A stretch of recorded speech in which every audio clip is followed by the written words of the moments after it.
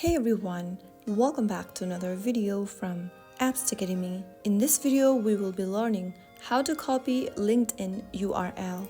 To copy your LinkedIn URL, first of all, open up LinkedIn on your mobile device. Once you do that, log into your account, and after logging in, go ahead and tap on your profile picture at the top left corner. Now, click on your name at the top. This will take you to your profile section, from where you'll need to tap on the three dots right next to Add section. In the pop-up, choose Share Via. Now, click on the Copy button. You will then be able to copy your profile's URL.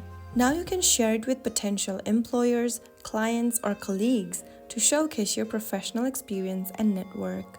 That is how you easily copy your LinkedIn URL from your profile. If you found the video helpful, go ahead and give us a thumbs up. Don't forget to subscribe to the channel by hitting that subscribe button.